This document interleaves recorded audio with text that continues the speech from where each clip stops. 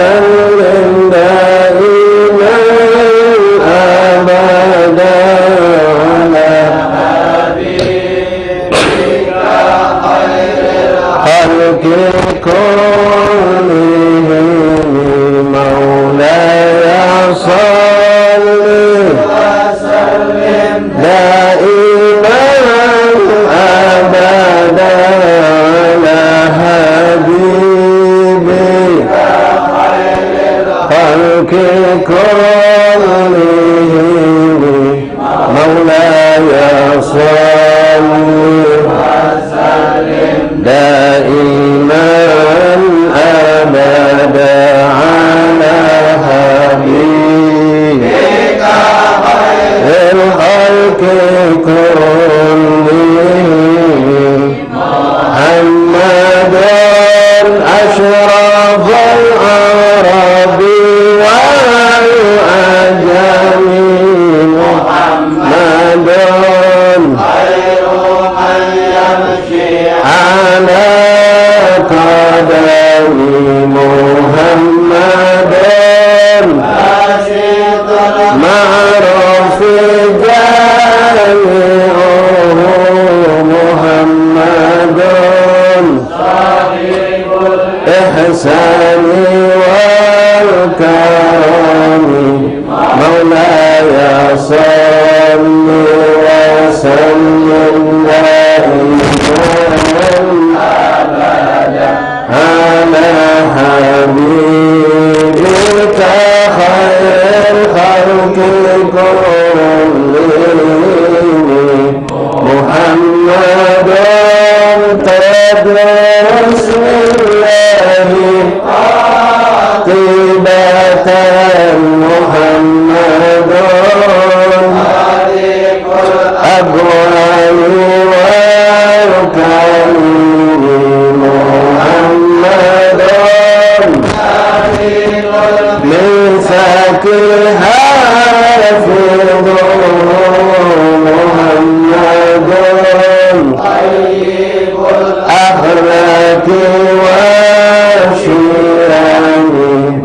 مولاي صل وسلم دائما أبدا على حبيبك خير الخلق كلهم محمد محمد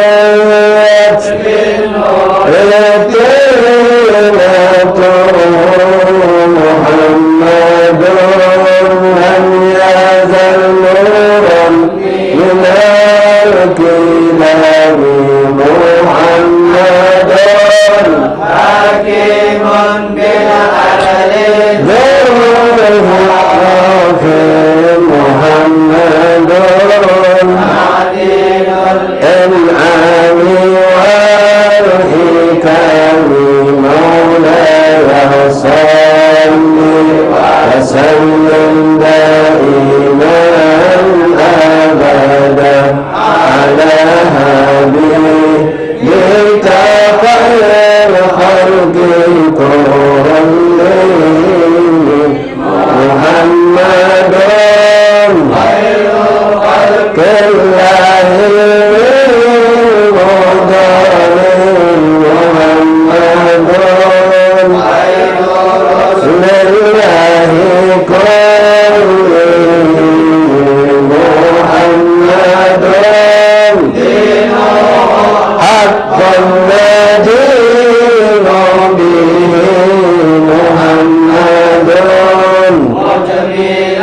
حقا على آلامه مولاي صل وسلم دائما أبدا على حبيبك خير الخلق كلهم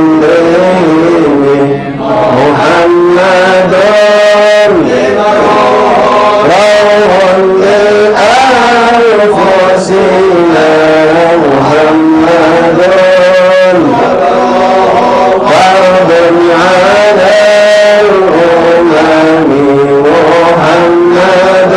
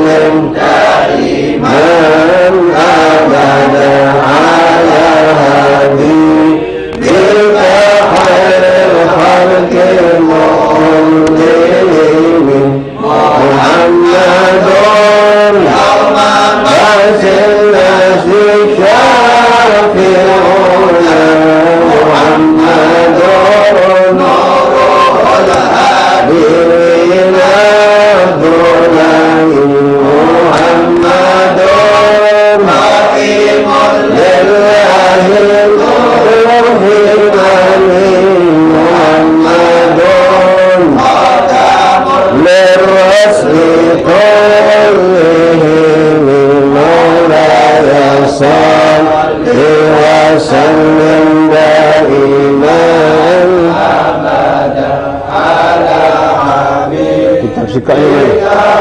Kitab yang sikapnya yang kecil. مولاي صل وسلم دائما ابدا على حبيبك خير الخلق كلهم يا رب بالمصطفى بلغ مقاصدنا واغفر لنا ما مضى يا واسع الكرم يا رحمن الرحيم. kuat gitu.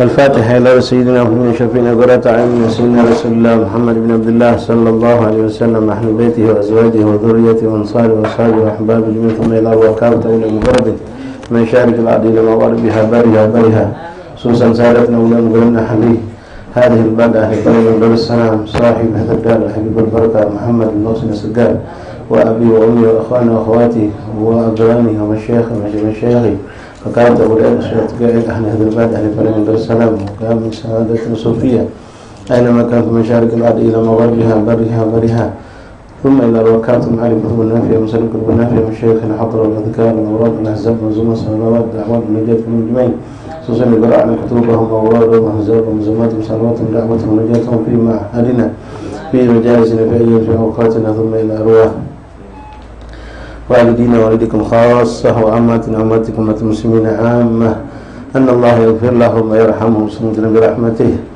أن الله يدخل في قبورهم روح والريحان والبشار والعمل والشترطون وجعل قبورهم روضة من الجنان وألانة الشفاء من كل داء والأمراض وسكبنا خصوصا لمساقس محمد عبد الحليم بن مساقس فاضل محمد وولي بن وليمن الوالدة الشريفة سعود مريم بنت إدريس بن شهاب وسيد من بن حسين بن شهاب وكل من أوصل بالشفاء من إخواننا وأصحابنا أحبابنا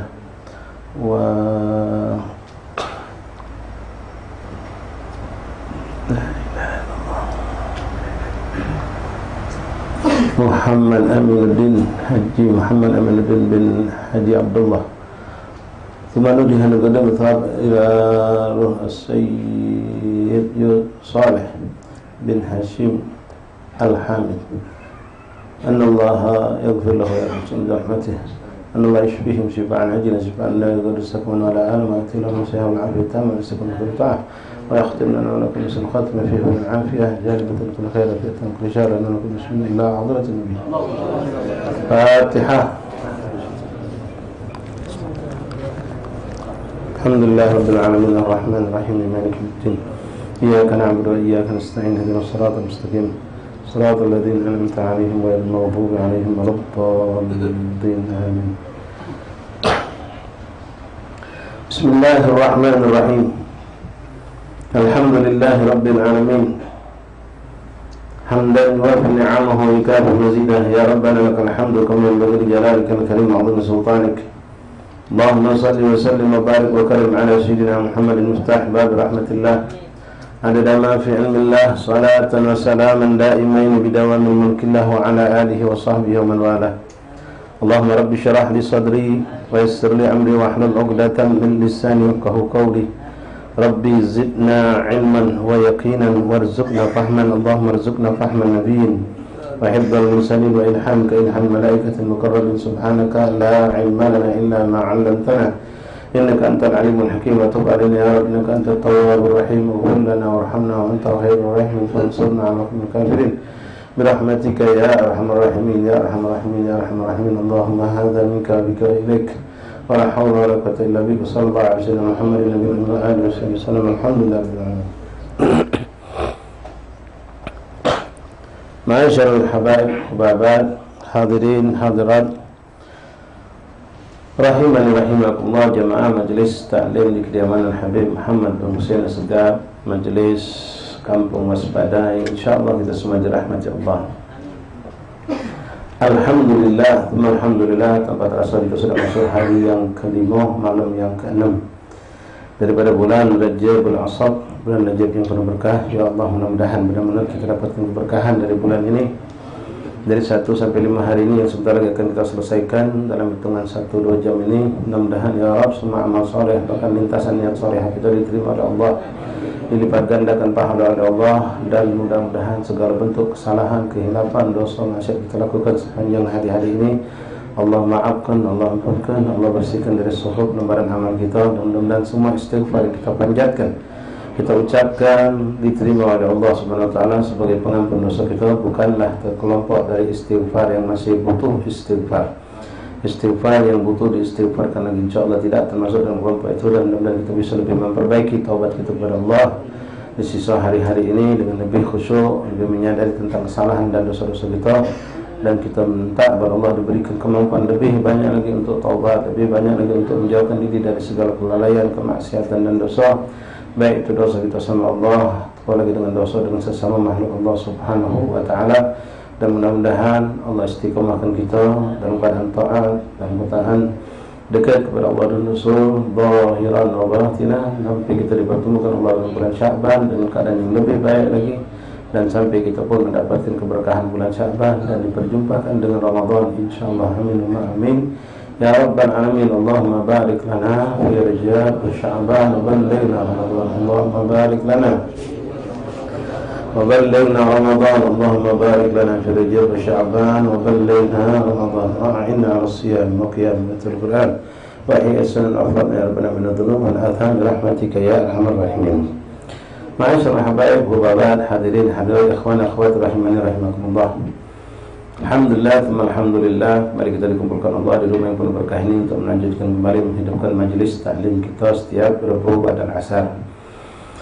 Selama ini dari dulu kita alhamdulillah membaca dua kitab di majelis ini, kitab Al-Adhkar Imam Nawawi, lalu kita sambung walaupun mungkin hanya 10 menit seperempat jam dengan kitab Matla'ul Badrain fi Huquqil Walidain.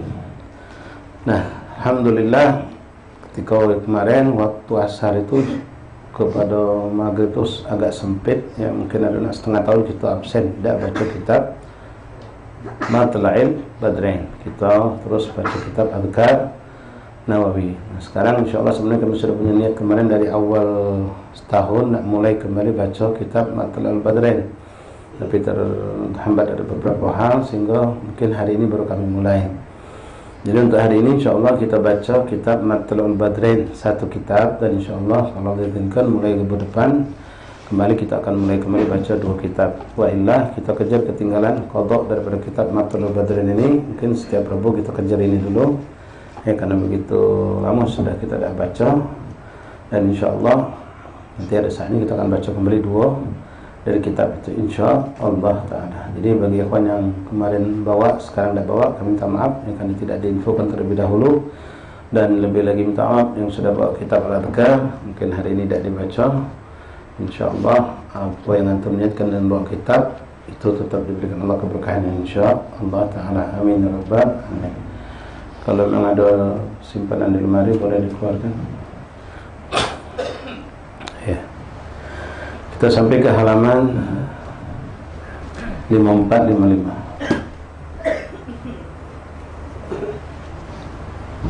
Kesini di luar ada apa-apa. Ya Allah. Baik, silakan yang megang kitab buka halaman 54, halaman 55. Mudah-mudahan ya Allah yang berkat baca kitab ini Allah tambahkan pada diri kita kemampuan untuk berbakti pada kedua orang tua kita, kemampuan ditambahkan ikhlas dalam berkhidmat kepada kedua orang tua kita. Allah tambahkan kegembiraan dan cinta kita kepada kedua orang tua kita, sehingga kita berbuat kebaikan sekecil apapun benar-benar kita lakukan dengan kecintaan kepada mereka, dan benar-benar Allah berikan segala keberkahan yang Allah janjikan bagi anak-anak yang berbakti kepada kedua orang tuanya. Ma'asyiral ahbab hadirin rahimakumullah. Bismillahirrahmanirrahim. Alhamdulillahirabbil alamin. Allahumma shalli wa sallim wa barik wa karim ala sayyidina Muhammad wa ala ali sayyidina Muhammad. Qala al-mu'allif rahimahullah ta'ala wa nafa'ana bi al-Imam al-Habib Ahmad bin Hadi al-Hamid.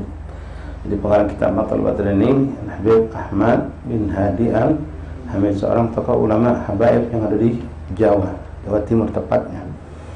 Beliau mengumpulkan kitab ini dengan mengumpulkan bermacam-macam hadis-hadis Rasulullah dan juga ayat-ayat Al-Quran yang semua berhubungan dengan birrul walidain.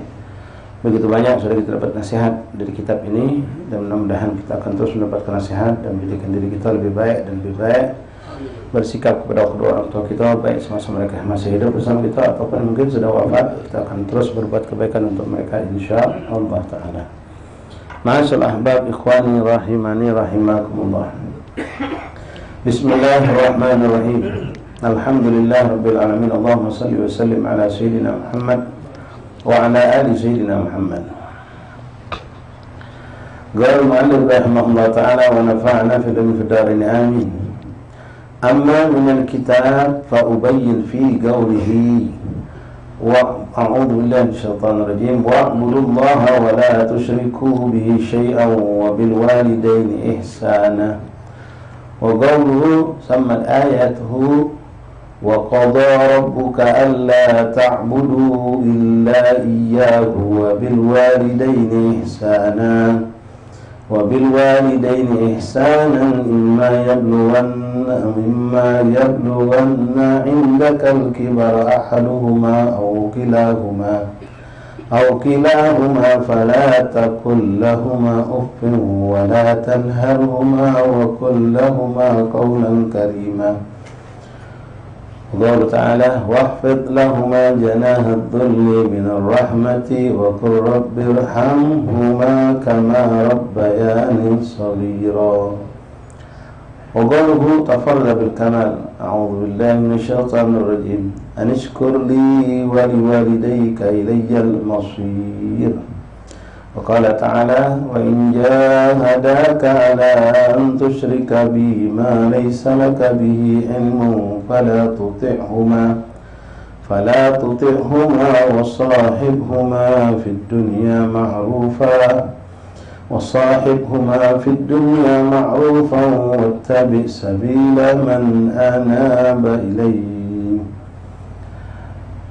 صدق الله العظيم.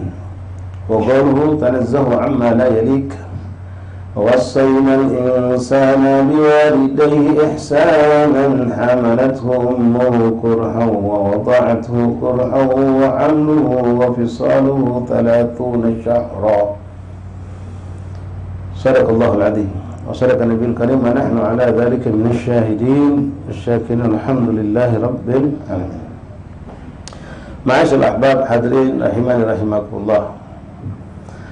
Dalam lembaran ini Al-Habib Ahmad bin Hadi Al-Hamid menyebutkan beberapa ayat-ayat suci Al-Quran yang berhubungan tentang perintah kita berbakti kepada orang tua kita, bersikap baik kepada kedua orang tua kita. Lalu beliau nanti akan mensyarahkan juga, menjelaskan kepada kita dengan nasihat-nasihatnya. Ayat yang beliau angkat yang pertama wa'budullaha wa la tusyriku bihi syai'a wa bil walidayni ihsana. Wa'budullaha, dan sembahlah Allah, wa la tusyriku bihi syai'a, jangan sekali-kali kamu mensekutukan Allah menjadi kafir. Wa bil walidayni ihsana, dan kepada kedua orang tua kalian berbuatlah kebijakan, kebajikan, kebaikan. Berbuatlah kebaikan. Di sini Allah SWT merapatkan, mensejajarkan antara perintah larangan kita mensekutukan Allah dan perintah kita untuk berbuat bakti kepada kedua orang tua kita. Ini luar biasa. Ya, ayat ini setelah Allah melarang kita dengan sesuatu yang paling hebat, yaitu na'udzubillah min dzalik, kekufuran, Allah susulkan dengan perintah untuk kita berbuat baik kepada orang tua kita. Lalu dalam ayat berikutnya wa qada rabbuka alla ta'budu illa iyyah, sama. Ayat ini senada walaupun beda ayatnya. Wa qada rabbuka alla ta'budu illa iyyah wa bil walidayni ihsana. Dan Allah telah mewajibkan, menetapkan kepada kita alla ta'budu illa iyyah, agar kita jangan sekali-kali menyembah kecuali hanya kepada Allah. Wa bil walidayni ihsana, dan Allah mewajibkan kepada kita untuk kepada orang tua kita berbuat kebaikan. Kebaikan. Sama dengan ayat tadi. Setelah menyuruh kita untuk jangan mensekutukan Allah, jangan menjadikan diri kita kufur terhadap Allah, Allah susulkan dengan kewajiban kita berbakti kepada kedua orang tua kita. Lalu Allah menekankan kepada kita pada saat umur tertentu kepada orang tua kita, umur senja, umur mereka sudah mulai menua, maka kita harus lebih lagi berbuat kebajikan, berbuat kebaikan kepada mereka. Imma yablughanna indakal kibar ahaduhuma aw kilahuma. Dan seandainya mereka itu bersamamu sampai usia mereka tua, salah satu di antaranya atau keduanya masih hidup bersamamu dalam usia senja, hati-hati. Fala taqul lahuma uffin. Jangan sekali-kali kau mengatakan kalimat ah. Wala tanharhuma, jangan kau sentak. Wa qul lahuma qawlan karimah. Ucapkan dengan ucapan yang penuh kasih sayang. Itu dijelaskan ya. Penekanan di sini terutama waktu mereka senja. Bukan berarti menunggu mereka tua kita bersikap seperti ini. Dari orang tua kita masih segar, masih gagah, kita tidak boleh melakukan hal-hal yang seperti ini, mengucapkan kalimat ah, apalagi nyentak mereka tidak boleh. Tapi saat tua itu butuh lebih dirahmati, perlu lebih disayangi, perlu lebih diperlakukan dengan lemah lembut. Nah, ayat ini senada dengan ayat berikutnya yang Allah menyuruh kita untuk berlemah lembut, merendahkan diri, sopan kepada orang tua kita. Waqfid lahuma janahad dhulli minar rahmati wa qur rabbirhamhuma kama rabbayani shaghira. Waqfid lahuma janahad dhull, dalam kau merendahkan dirimu di hadapan kedua orang tuamu. Minad dhulli minar rahmah wa janahad dhulli minar rahmah, dan penuh dengan kasih sayang kepada mereka. Dan katakan, perbanyak doa, minta kepada Allah, wa qur rabbirhamhuma kama rabbayani, ya Allah, sayangilah kedua orang tuaku sebagaimana dulu mereka menyayangi aku. Dalam ayat berikutnya Allah pun menggandengkan lagi tuntutan Allah kepada dirinya dan tuntutan Allah kita kepada orang tua kita dalam hal bersyukur. Allah memerintahkan kita mensyukuri nikmat-nikmat Allah dan menjadikan itu perintah wajib. Kalau kita kufur nikmat, Allah akan murka. Dan perintah ini Allah gandengkan dengan perintah kita pun harus mensyukuri terhadap kedua orang tua kita atas segala apa yang mereka lakukan terhadap kita. Allah Ta'ala anishkurli wa liwalidayka ilayyal masir, dan hendaklah kalian bersyukur kepadaku dan kepada kedua orang tua kalian. Wa ilayyal masir, dan kepadaku lah kalian akan kembali. Nah, bersikap baik ini ikhwan, bersikap berbakti kepada orang tua ini apos hanya kepada orang tua kita yang muslim. Ternyata tidak.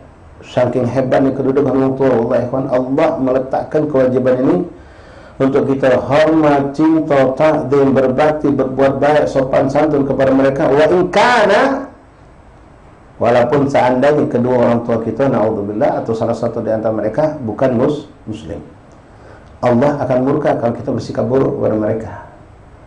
Allah akan murka kalau kita tidak bersikap baik kepada mereka. Kita disuruh tetap taat, tetap hormat, tetap cinta, tetap kasih, tetap patuh, selagi tidak diperintahkan untuk melakukan kemungkaran, apalagi untuk mensekutukan Allah.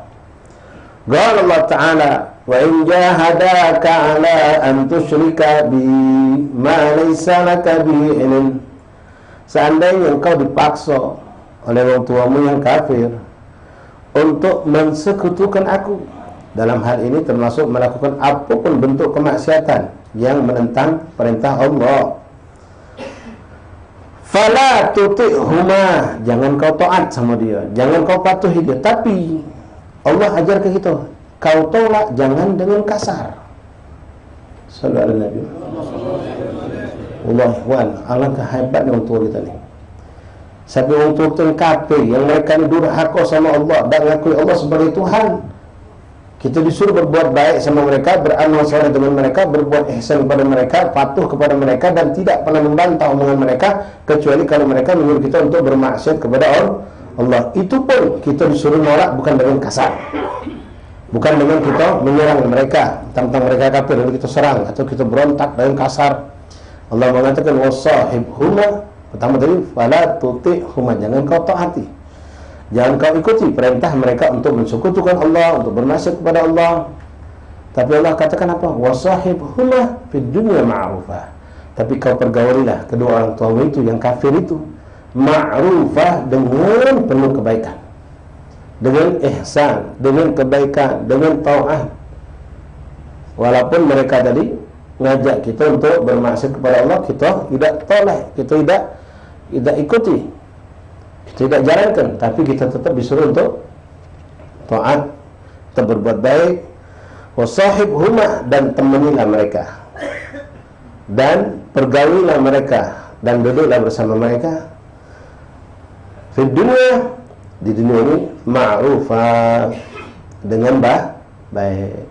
Jadi tidak boleh dengan lawan dengan kekasaran, dengan mengganggu atau mengancam mereka karena mereka berbeda agama dengan kita dan seterusnya. Wattabi sabila man anaba ilaih, maka ikutilah jalan orang-orang yang kembali ke jalan Allah. Lalu Habib Ahmad bin Hadi menambahkan satu ayat lagi untuk mengingatkan kepada kita tentang begitu besar jasa orang tua kita, terutama umi, terutama ibu. Yang demi Allah tidak akan pernah seorang pun di antara kita mampu membalas jasa mereka dengan satu pengorbanan yang teramat sangat besar yang sering kita lalaikan. Nastaghfirullah wa natubu ilaih. Apa melahirkan kita, membawa kita dalam gendongan perutnya, hamil berbulan-bulan, dengan susah payah mereka mengalami itu, bahkan kadang-kadang nyawa jadi taruhannya sampai mereka wafat. Itu beda, usah ngitung urusan mendidik kita, menunjuk kita makan, mandi ke kita, nyekolah kita, bla bla bla sama apa kita. Itu yang memang umi kita yang alaminya. Qala Allah Ta'ala, wasaina al-insana biwalidayhi ihsana hamalatuhu ummuhu kurhan wa wada'athu kurha wa hamluhu wa bisaruhu 30 syahra. Dan wasaina al-insan, kami wasiatkan kepada manusia. Yang itu yang dihitab sini kita umat Islam, muslim, mukmin. Wasainal insana biwalidayhi ihsana, kepada kedua orang tuanya dalam untuk berbuat kebaikan, kebajikan kepada kedua orang tua kita. Lalu Allah tekankan khusus lagi untuk umi kita. Hamalathu ummuhu kurha, bagaimana capeknya, susahnya untuk kita waktu mengandung kita. Wallahi kita dah ngasuh kan. Ya. Kita banyak nih yang sadar kalau bagaimana capek letihnya untuk kita ketika kita punya hamil. Ketika kita dapatkan istri kita hamil, semakin besar, semakin terbebot-bebot. Tidur, kadang-kadang nak tidur menghadap kanan, sago pegangnya perut tadi, dibaliknya pelan-pelan. Capek, pegel, ini ada beban ini. Belok lagi kaki pelan-pelan lagi, kena duduk pelan, berjalan pelan. Kadang-kadang anak apalagi kalau sudah dia masuk umur 5-6 bulan itu mulai tojai-tojai dalam perut uminya, nendang perut uminya, kadang-kadang sampai keluar hati, sunat. Makan susah, minum susah, apalagi mendapatkan cobaan dengan ngidam yang macam-macam keanehan, kadang nyium bau sedikit sensitif, muntah, masuk dah baca makanan, buntu lagi ada, belum sakit ini, belum sakit itu, macam-macam mereka rasakan. Wa hamalathu ummuhu kurha wa wada'athu kurha, dan ketika melahirkan, itu lebih susah lagi. Ya, lebih susah lagi. Bahkan kita sudah saksikan berapa banyak perempuan menjadi syahidah. Perempuan yang meninggal dalam keadaan syahid fi sabilillah, di jalan Allah. Dengan apa? Bukan perang, tapi dengan melahirkan anak. Wa fisaluhu 30 syahra, lalu diasuh, disusui kita.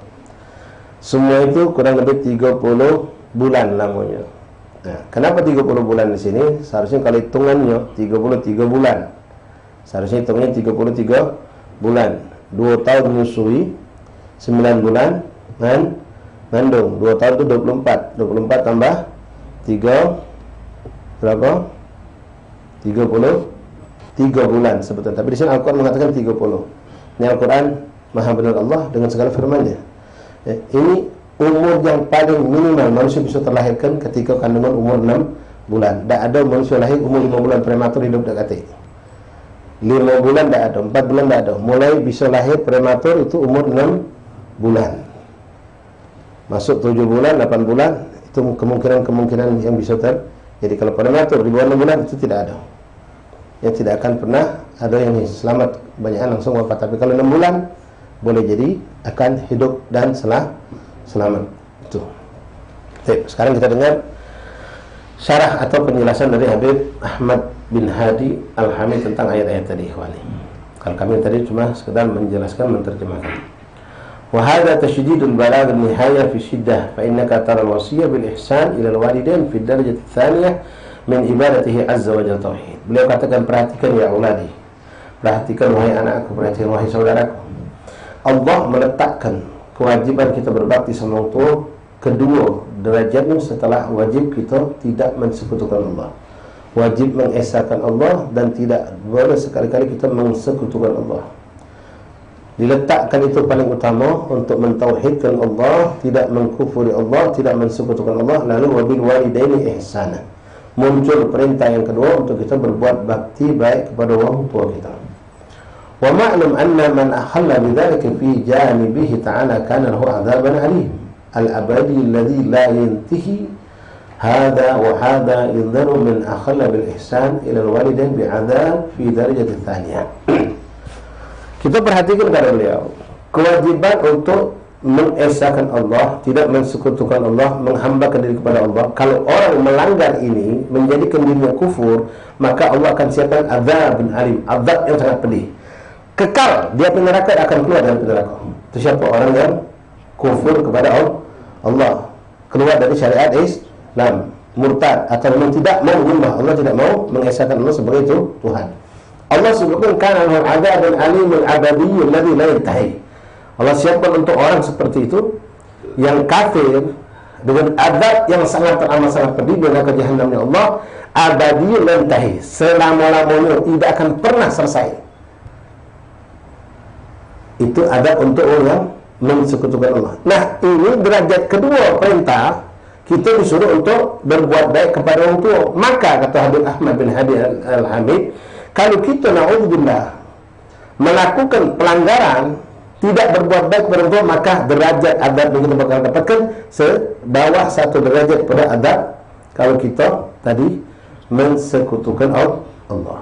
Artinya adab yang sangat pedih yang kedua akan didapatkan bagi orang yang durhaka sama orang tuanya.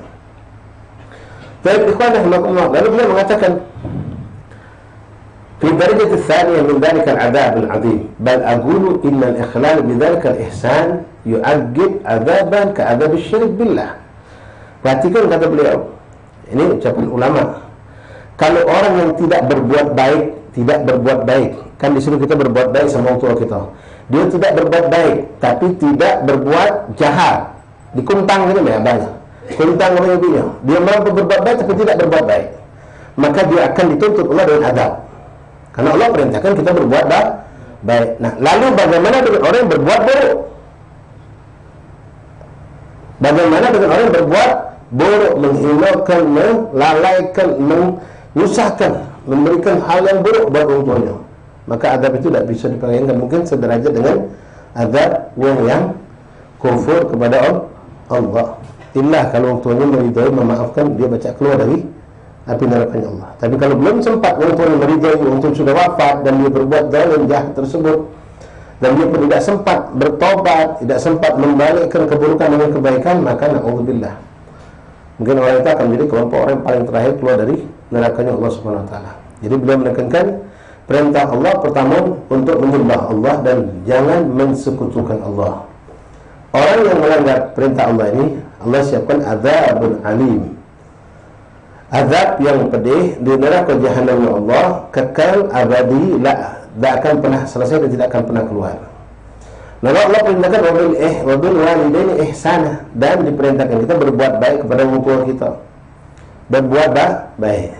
Misal contoh yang berbuat baik itu, misal ya, berbuat baik itu tidak harus ketika orang minta. Anda sekarang punya duit, Ustaz punya duit banyak, depan Anda ada tamu, Anda berbagi, jok 100.000 sewang, berbuat baik tak ini? Berbuat baik. Kalau Anda tidak lakukan, berarti Anda tidak berbuat baik sama orang kan? Nah, sekarang perintah Al-Quran ini suruh kita berbuat baik. Artinya ketika Anda tidak memberi, Anda kena tuntutan di sini. Dalam hal kepada orang tua, kita akan dituntut ketika kita tidak berbuat baik kepada mereka saat kita mampu untuk berbuat kebaikan itu. Jelas? Ya. Kalau hukum ini bukan orang tua, misalnya nih, baik depan anak ini, anak pengen berbuat kebaikan, anak baik ke banyu, anak untuk pipet, juga isi kau sewang, berbuat baik tak? Berbuat baik. Kalau anak tidak lakukan, berdosa tak anak? Tidak. Itu untuk kita sama-sama kita. Tapi kalau sama orang tua kita, itu harus kita lakukan khidmah kepada mereka. Kalau kita tidak lakukan, ketika kita mampu, kita bisa termasuk kelompok orang yang tidak menjalankan perintah Allah ini. Maka kita dituntut untuk berkhidmah. Sering kami saksikan dan kami melakukan dan kami pun merasakan anak majelis, santri bagaimana khidmah kepada guru. Guru belum dulu sudah berbuat duluan. Ustaz nak keluar dari langgar langsung ambil sendal narok. Padahal Ustaz belum dulu. Dia lakukan itu kepada gurunya. Ihsan, berbuat kebaikan. Kalau dia tidak lakukan itu, sebenarnya tidak berdosa. Tapi dia terdorong untuk melakukan itu. Bahkan dia akan merasakan penyesalan kalau tidak sempat melakukan itu, atau didului oleh kawannya, atau didahului oleh kawannya ambil sendal narokkan. Antum sering mungkin biasa berbuat ambil cucian tangan untuk mencuci tangan para ulama, para habaib. Ketika orang lain menurut kita ada rasa macam suatu kerugian yang besar pada diri kita. Nah, sekarang sama orang sesama kita tidak berbuat baik kepada mereka ketika mereka tidak meminta, baik secara hal, secara gaul, memang biasa be. Habaib depan anak, antum ini mungkin anak tak tahu aus apa tidak. Ya, tidak kata minta, Ustaz minta bani dah. Proses seperti itu terjadi sampai selesai majelis. Anak tidak dituntut ngaku dan unjuk baju minum, tidak berdosa, anak berkebaikan.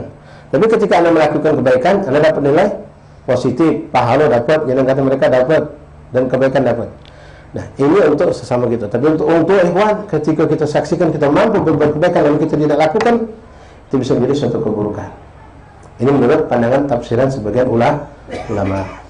Alal-adal minimal ketika mereka meminta, entah dengan ucapan, entah dengan hal.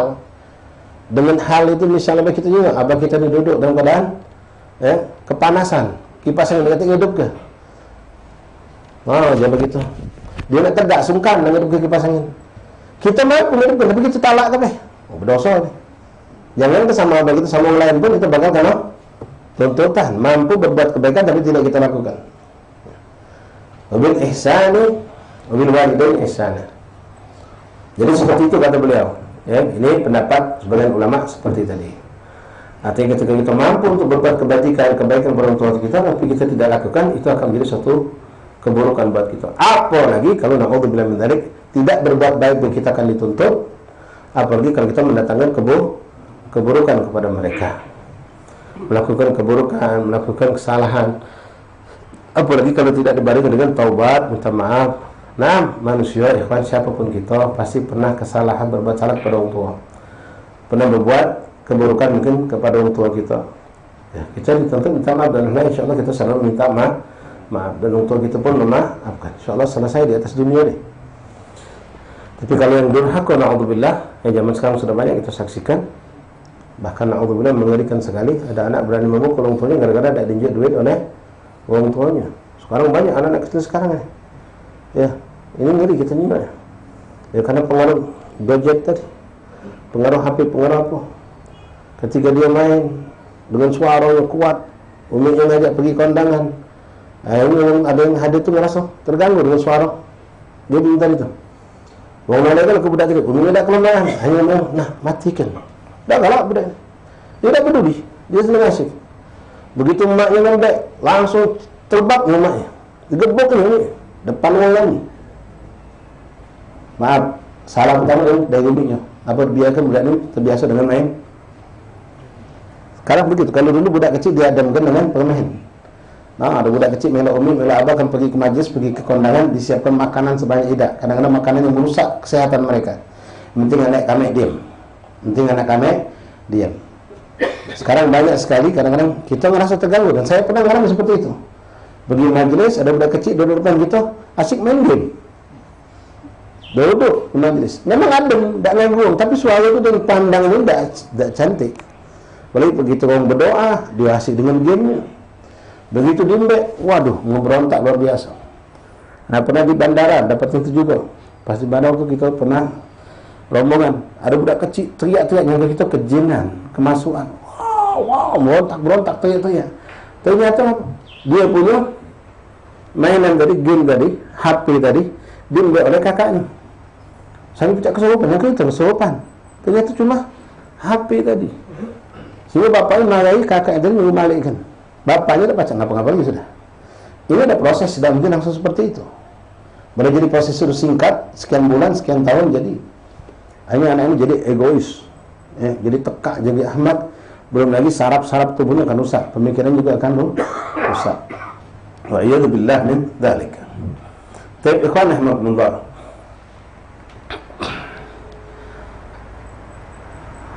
Fi darajah min dzalika al-'adzab al-'adzim bal aqulu in ihlal bidzalika al-ihsan yu'aqibu 'adaban ka'adzab syarak. Kalau seandainya orang itu melalaikan kebaikan-kebaikan kepada orang tuanya, dia akan mendapatkan azab karena dia tidak menjalankan perintah Allah.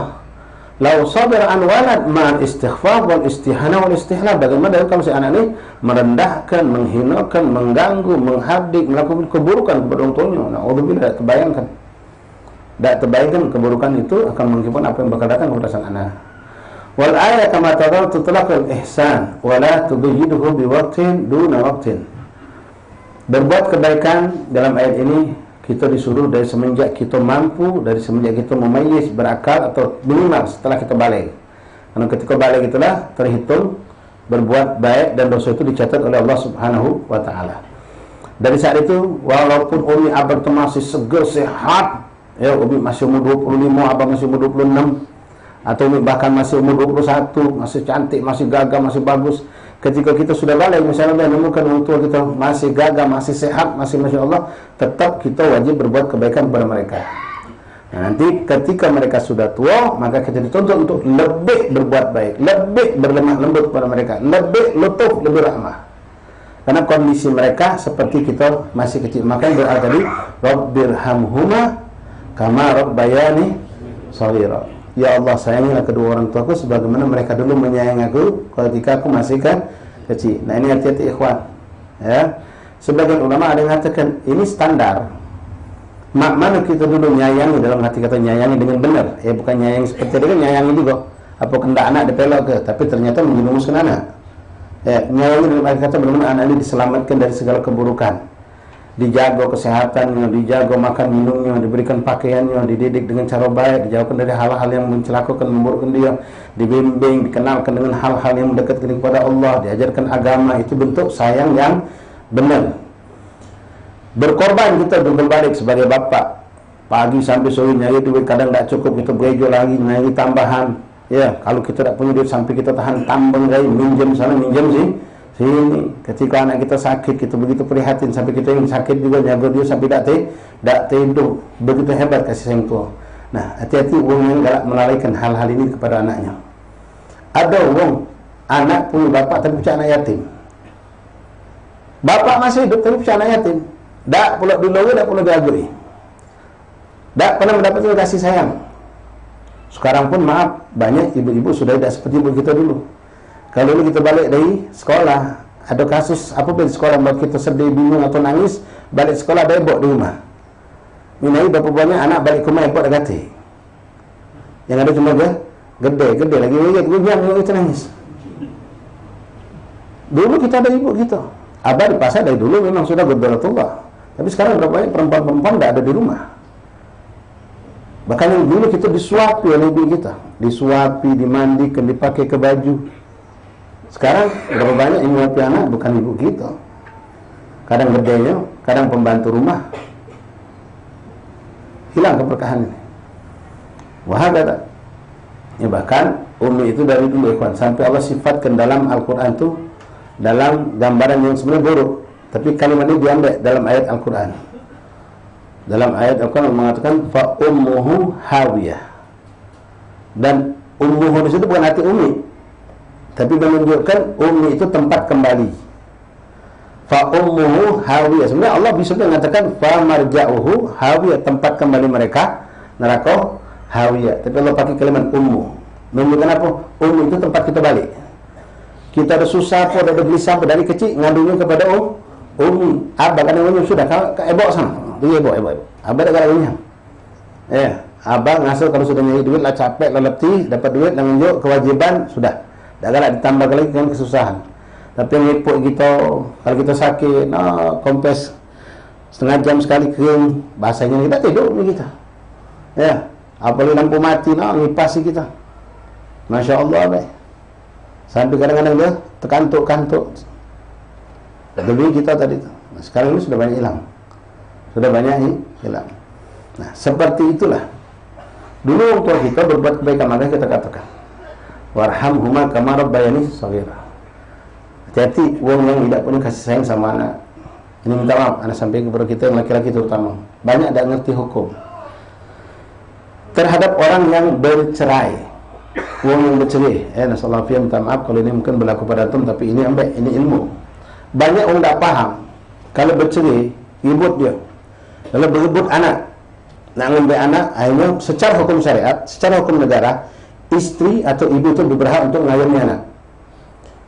Kita tidak berhak, kecuali kalau memang dihukum ke syariat atau hukum negara mengatakan si ibu tidak berhak karena dia tidak pantas dengan kondisi lingkungan atau fisik dia atau akal dia tidak mampu untuk mendidik anak. Misal,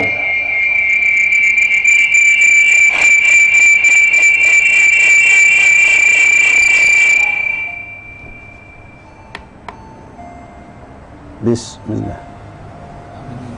Bismillah. Taib. Bismillah.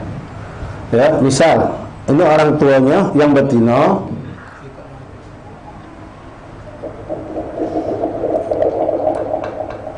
coba angkat dikit suara. Oke. Misal kondisi seorang ibu ini tinggal misalnya di lingkungan yang tidak baik, lingkungan yang tidak akan mampu dia mendidik anaknya, atau kondisi si ibu tadi maaf ada kekurangan secara fisik dia tidak bisa untuk merawat anak-anaknya, atau kekurangan dalam akalnya. Ibu ini ada gangguan jiwa misal, tidak mungkin dia merawat anak tadi. Nah, katakanlah ikhwan, ketika ini memang sudah syariat menentukan dan istri tadi berhak dan anak ini melok kepada istrinya, karena ibu memang lebih akan menyayangi. Apalagi kita minta maaf ya, kalau seorang suami sudah nikah lagi, anak kadang ditelantarkan. Tapi beda dengan seorang ibu, walaupun ada seorang ibu ketika kawin lagi dia telantarkan anak, tapi jarang. Tapi kebanyakan orang lanang seperti itu. Nah, balik cerita, hukum menentukan si ibu. Nah, ketika ibu ini yang ditentukan oleh hukum syariat ataupun hukum negara mengatakan anak kau 3 melok bini kau, maka ini bukan berarti kita lepas tanggung jawab dalam urusan nafkah. Nafkah tetap kewajiban kita, ikhwan. Nafkah untuk bini lepas ketika selesai masa iddah atau sudah talak 3-nya. Untuk bini kita lepas, tidak ada tanggung jawab. Tapi untuk anak kita 3 sampai mereka besar, sampai mereka balik, sampai mereka bisa mandiri, itu tanggung jawab kita sebagai suami. Nah, ada berapa orang suami yang tidak paham tentang ini, bahkan dengan egoisnya, sudah kalau kau nak ngambil budak, ambillah kau, uruslah kau, kau makan, aku tidak main-main lagi. Oh, tidak bisa. Tetap wajib kita untuk mengeluarkan nafkah ini. Nah, kalau kita tidak berbuat itu, kita tidak bakal dapat doa ini. Anak kita akan memandang abahku itu kejam. Kenapa? Semenjak abah pisah sama umi, walaupun tidak diajari, ini anak akan paham ketika dewasa. Apalagi maaf kalau orang tuanya nak nunjuk tahu, kalau abah kamu tu tak nunjuk makan, tak nunjuk pakaian, menyapu umi kalau berejo gede kamu nolong kamu, kan ada itu kasus banyak. Naudzubillah. Ini doa ikhwan, kita pun akan dapat rahmat Allah sedikit. Kenapa kita rahmat kita kepada anak kita sedikit? Karena doa ini mengatakan Rabbirhamhuma kama, seperti dulu mereka menyayangi sekarang mana sayang kita kepada anak kita? Kan banyak model seperti itu. Minta maaf ikhwan. Rejal, seorang suami dengan egonya, karena dia tadi itu tidak berhak untuk melihara anak, lalu pisah, si anak diterima sama bininya, lalu dia lepas tanggung jawab, tidak menjadi nafkah, tidak menjadi apa-apa. Walaupun ada juga, dan ini kasus memang ada, si bini dengan sombong, dengan egois, tidak usah kang luhin kami pasti hidup dewek. Laki ngirim duit tak diterima, laki nak datang nengok budak nengok makanan tak boleh. Dan dia durhaka pula, ya, durhaka tak boleh. Terima, dia punya hak dan kewajiban untuk melihat anaknya, walaupun kita sudah pisah suami istri, untuk menyayangi anaknya, untuk memberi nafkah, merupakan kewajiban dan sekaligus itu adalah hak dia. Sampai kapan? Sampai budak ini balik. Ini hukum ini banyak yang perlu kita pahami, ikhwan. Dan ini banyak terjadi kan, ketika bercerai dari budak ini bayi, dari umur setengah tahun atau umur setahun ke 2 tahun, tak pernah ditolak bapaknya merantau ke Jawa, kahwin lagi di Jawa sana, tak balik lagi ke Palembang, sampai budak ini gadis, pas nak kahwin, bercarian bapaknya kita. Kenapa? Budak ini betina, walinya harus bapaknya. Kada bapak tiga yang mesak ke dia tu bukan si Ali, Umar, laki kami yang kedua. Oh, tak katik cerita, kalau mau sudah menentu 10 miliar untuk masak anak kamu. Jadi wali ni tetap ahli. Walaupun ahli tak menentu spesial pun. Ini hukum. Mau tak mau harus diterima. Ya, kalau mak ayo. Dia nak masak anak kami. Allah Allah, masak anak kami, mendidik kami. Tak, hukum tetap hukum. Ya. Cuma tambang tak gaya kita ni. Ni nak budak tak pernah lebay, nak pernah ngenjuk, duit tak pernah ngenjuk, pas jadi ngawin ke kucuk-kucuk datang jadi wali nikah. Mungkin orang sekampung ni tengok dia hunyam lah. Ini balik tadi kawan, kasih sayang tetap. Kalau ini seandainya naudzubillah terjadi pada kita lepas suami isteri, ya, kita masih punya tanggung jawab dunia akhirat, terutama masalah nafkah. Dan seorang suami boleh berhak untuk ikut mengatur di mana pendidikan anaknya, musyawarah sama mantan bininya. Sama mantan bini musyawarah di sekolah ke mana budak ni. Kalau menurut dia pendidikan yang diletakkan anak itu bukan pendidikan yang baik, akan merusakkan, maka dia boleh berhak ngatur masalah pendidikan tadi.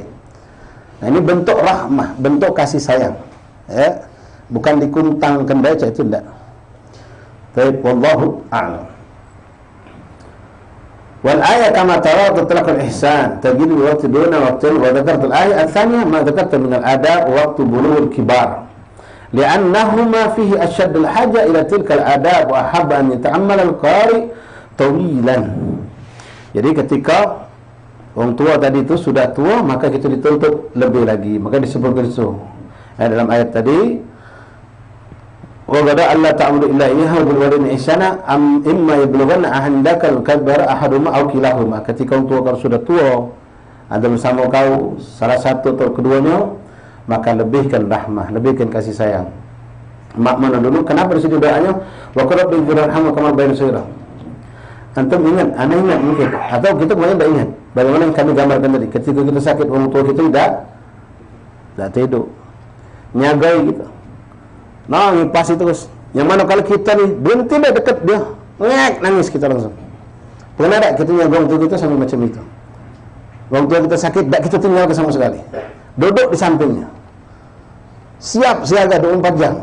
Orang tua kita wallah seperti itu. Bahkan abang ni kadang-kadang beributan gara-gara sama-sama ngasuh capek letih, anak minta diagui. Kau baik, aku capek. Oh ya, aku dari siang tadi je bilang kita. Aku baik pasal lagi kita. Anak ni butuh. Ya. Nangis malam, kepanasan, lampu mati tambah lagi. Subhanallah. Nah, pernah tak kita kepada orang tua kita seperti itu? Nah, kita dituntut seperti itulah kalau kau mampu.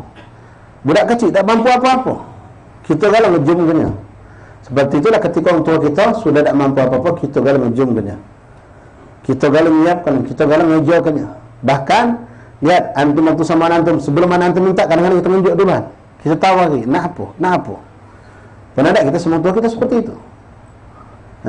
Jangan nunggu sakit, kawan, minta maaf, jangan nunggu abang sakit baru nak lagi. Tak ada manfaat itu. Mumpung dia sehat sekarang, tahu lagi, Mik nak makan apa? Abang nak makan apa? Di mana aku cari? Bahkan subhanallah, zaman sekarang luar biasa. Makanan di Jakarta itu bisa pesan hari ini, besok datang. Misalnya, sambil itu aku pengen makan nasi goreng di Tanah Abang. Misal, tahan kita ngejok, mau caranya. Kirim yang pacak nyampe 3 jam, 5 jam. Kalau kita sama anak kita berkendak, macam itu kita. Ya, kita cari di mana. Apa yang buat anak kita cepat sehat, kita usahakan. Nak apa nak. Kita berikan kalau. Nah, sekarang mampukah kita berbuat seperti itu ketika orang tua kita? Makanya di situ doanya Rabbighfir warham, Rabbirhamhuma kama rabbayani shaghira. Fa inna laka alwalad ila halati kana fiha min ghayat alajiz an ay maslahatin min masalihah bihaitsu law ghafala anhu walidah qalilan min zaman la mata inna. Ambil keadaan yang mana kalau tua kita lengah dengan sama kita lagi main, ya, umi kita kadang-kadang antum mungkin masih ingat ketika kita ada 3 beradik di rumah, sikok lah pacak belagi, sikok lagi pacak berjagoan. Solat tu kadang-kadang sambil super hebat, super berkah dengan kesabaran dan keikhlasannya luar biasa. Nabi banyak kadang-kadang maaf tanpa hajat darurat, ibu milih duduk di pasar yang laki-laki, anak titip semua gedenya. Bukan hajat darurat, lain darurat cerita lain, ikhwan. Kalau darurat itu ceritalah, dan itu pun hati-hati, kita sebagai suami punya tanggung jawab di hadapan Allah. Membiarkan istri kita melok duduk di pasar itu ada tanggung jawab di hadapan Allah. Kalau tidak hajat darurat, tidak ada tuntutan yang darurat. Darurat bukan dengan standar kita. Tanya ulama, darurat itu yang mana? Ya, darurat itu yang mana? Batasan darurat dikatakan darurat itu yang seperti